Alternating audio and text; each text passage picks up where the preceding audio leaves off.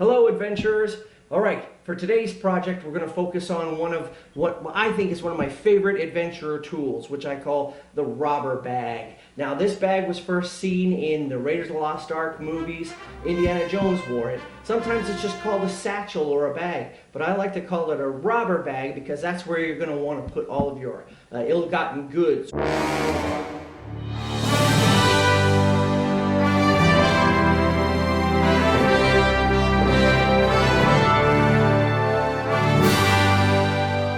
So the bag is going to be pretty simple. We're going to make it out of an old pair of pants or two. In fact, I just finished a project where I was using brown pants, and I've got this waistband from that project. This is going to be my shoulder strap. It's very tough stuff, so this is going to be really useful. All right, so I'm going to show you some of the tools that we're going to need. Let's go ahead and make ourselves a robber bag. I'm going to use just one leg of this pair of pants. Turn them so the cuffs are up, and cut the leg off just before the crotch area. I've turned the pants inside out and folded my length in half so I can see how deep I want my bag to be. I'll just draw a chalk line for where I want my bottom seam.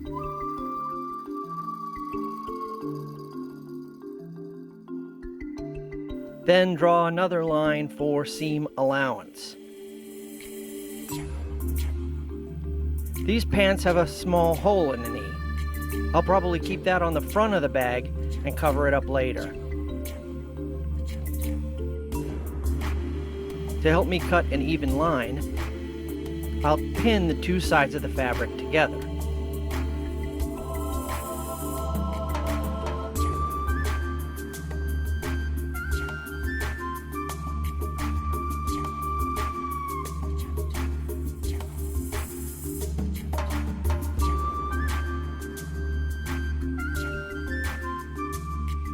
Be careful to cut along your seam allowance, not your hemline.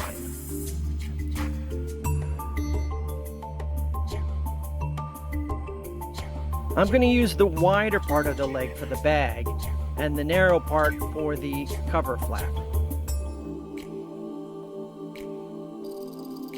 Let's mark the fold line.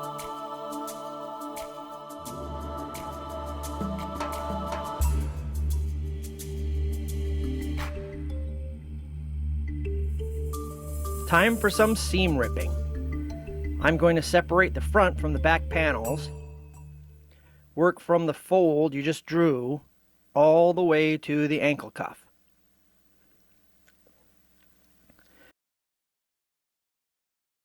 Sometimes ripping seams out can be relaxing.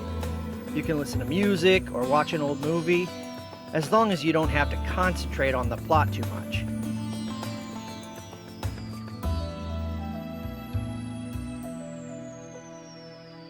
Once you've separated your cover flap, you can see that the other flap will be cut off.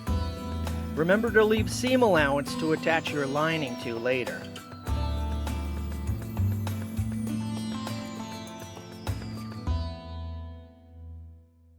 So there's my cover flap. Now I can start sewing. First, I'll sew the bottom seam for my bag.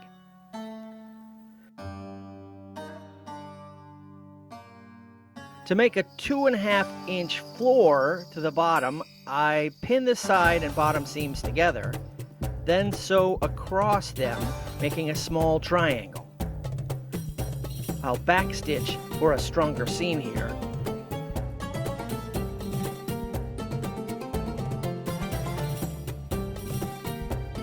Cut off my thread, remove the pins, cut off that little triangle, turn the bag right side out, and you can see the corner of my floor. I have another pant leg to use for the bag's lining. Turn that inside out. Sew it the same way, but with no flap. I decided to hand sew the front seam of the bag's lining to its outer shell.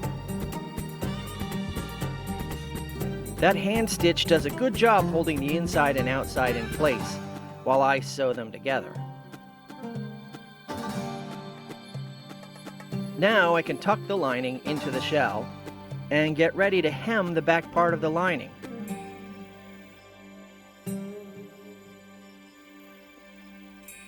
Notice I'm not attaching the back of the lining to the back of the bag when I put these pins in.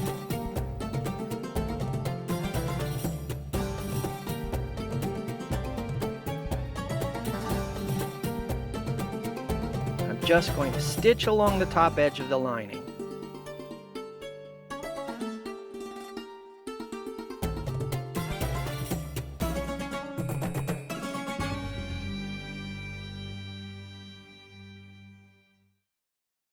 Here's where I tuck that lining into the bag's outer shell.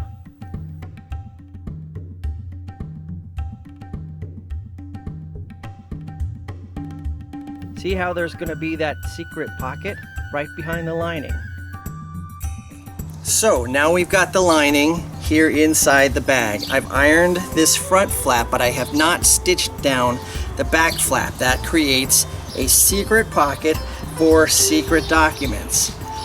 Now I'm hoping that a print lining will draw attention away from the fact that that lining is not attached to the back. Now we have that flap, that top flap that we had left from the pants leg.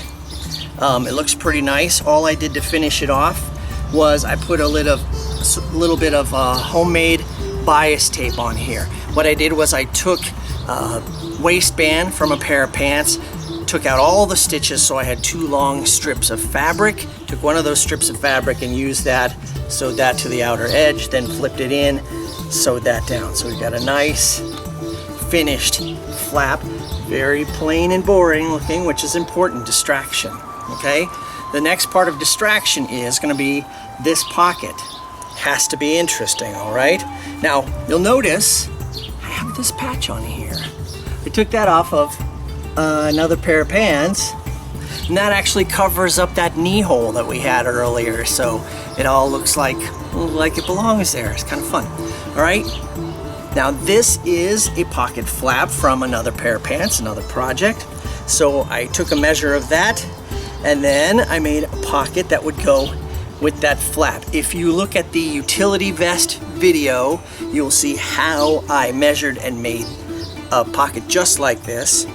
All right, so the first step is to sew the bottom edge of that pocket onto the bag. Then we're gonna flip these up, pin the sides here, and then put a stitch along the sides there. Here's how I place my pins.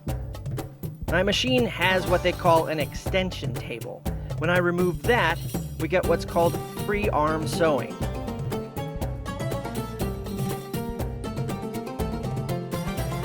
This helps me sew the inside to the outside of the bag.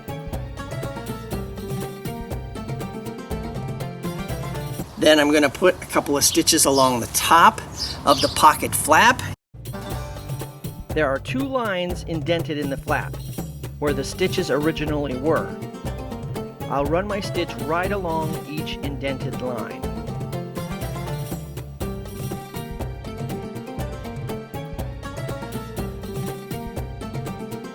Put a button on by hand, so that'll button down. A little bit of visual interest to draw attention from the inside of the bag.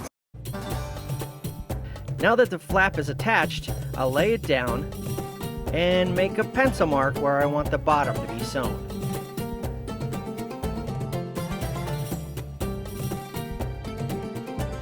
Here's how I sew on a button. The thread in your needle should have a knot at the end. I feed the needle through one hole from the back, then from the front go through the opposite hole. Feed the needle through the loop in your thread. This allows you to center the button wherever you poke the needle through the fabric. Nice. Now you poke back through the fabric and stitch X's through the buttonholes.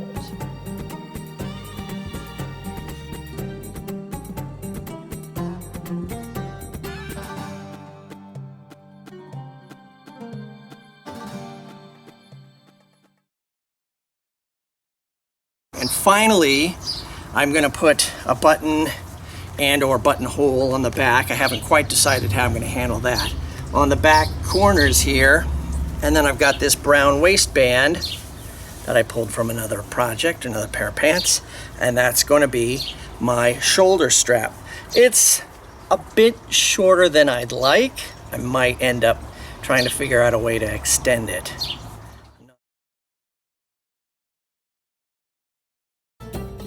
I decided to sew, let's call them tabs, to the back of my bag. One tab for each top corner.